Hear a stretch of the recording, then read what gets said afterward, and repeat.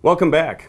In this segment, we're very fortunate to be joined by the new editor of Golfer's Guide, Lance Hanlin. Thank you very much for joining us, Lance. Thank you very much for having me. It's been 3 weeks since you've gone ahead and taken over. Before we go ahead and get into what's going on there, why don't you go ahead and give us your background and tell us how it came to be that you're here now? Sure. Well, I'm a lifetime newspaper journalist. I started off in a little town called Sykeston, Missouri, working for the local daily newspaper there, and then I kind of moved up to bigger and bigger newspapers. I moved out west to Idaho Falls, Idaho. I was the sports editor of the Post-Register out there. And then I moved to Carbondale, Illinois. I was the sports editor at the Southern Illinoisan. Then I got to this area in 2008. I was hired as the sports editor of the Beaufort Gazette. And then the Beaufort Gazette merged with the Island Packet, so I became sports editor of the Island Packet Beaufort Gazette. And so lifetime newspaper guy. I've always been plugged into the golf scene. You've been a journalism guy always since been a it's been your guy. thing. It's been my thing. Newspapers are going through kind of a tough stretch right now, so everybody's kind of trying to find Everybody's a way doing outside. everything online, so yes, I can certainly see how over time that the newspaper industry has certainly gone ahead and unfortunately faded from their end. But I was doing some freelance writing for Hilton Head Monthly magazine, and this opportunity opened up. I was like, well, I've got the golf background, something I'm very passionate about. It's a perfect fit. Everything worked out. Here I am. I'm the new editor of Golfer's Guide. Very excited. It's a great opportunity. I think we're going to do some really great things with that publication. Well, you seem like a great fit for it, certainly being here for a while and understanding the local scene. Let's talk about the Golfer's Guide and its affiliation now with Hilton Head Monthly magazine. Well, as it stands, they're owned by the same company, and they were producing quarterly. They were coming in the back of Hilton Head Monthly. Okay. 4 times a year. Basically, it was you had your Hilton Head Monthly, you flip it over, and you have your Golfer's Guide. Now, we're going to go ahead and make another step there and start adding monthly content. So basically, Hilton Head Monthly is now going to have a golf section every month. Wonderful. That'll be great. The readers will certainly appreciate that, around here especially. Well, yeah, I mean, you're talking over 700,000 rounds played here per year. So we think there's definitely an audience for it, and we think we have enough content to fill, that's for sure. It's just kind of exciting. It gives, we feel it's already a great magazine, Hilton Head Monthly, and now it's just going to enhance that. It's going to be in addition to, it's not going to take away from anything from the magazine. It's going to be an additional golf section, Golfer's Guide. It's going to be a welcome condiment, so to speak. So to speak. Well, this is going to happen in July now. With the July issue is when we're going to go ahead and now every month we're going to have that insertion into the magazine. Correct. Yes. So readers go ahead and open up the magazine. What can they expect to find in there in the Golfer's Guide section, so to speak?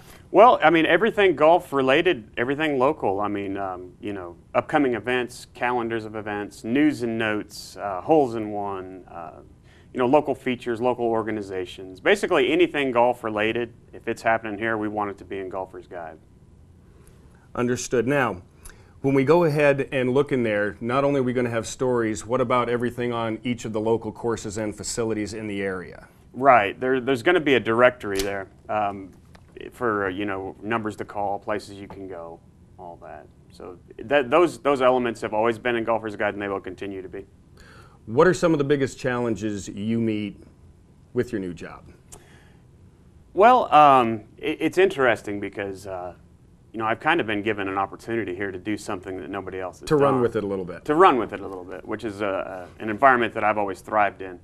So it's very exciting. You know, it's pretty much a clean slate, and so it's my goal is to make it the go-to spot for anything golf. So we go ahead and have coming up pretty soon the Players Amateur, which is at Berkeley Hall this year for the first time after being at Belfair forever. Right. How will your coverage work for that event?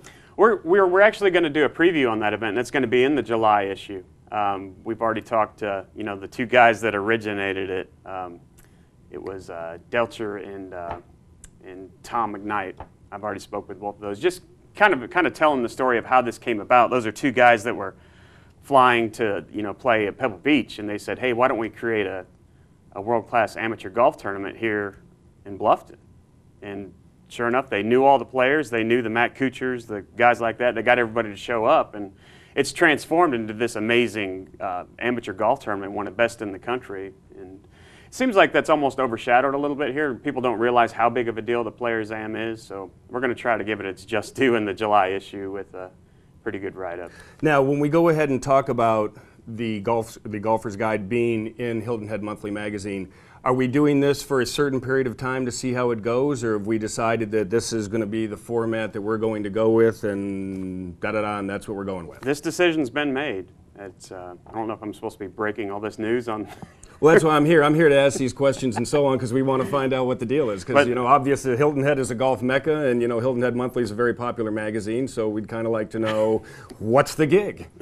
Yep, the decision's been made. You're gonna see golf content every month inside of Hilton Head Monthly. It's gonna is be there a certain Guide. part of the magazine we can look for in it? I mean, is it going to be in the front, back, mixed up based on the issue? It's going to be towards the back. It's going to be more towards the back. That exact decision hasn't quite been nailed down just yet, but it's going to be towards the back, and it will definitely stand out. You won't get it confused with the rest of the magazine. It'll be its own section. So something if you're a big fan of Golfer's Guide and you don't like Hilton Head Monthly, that just gives you another reason to pick up the magazine. Sure. Because there's a golf section now.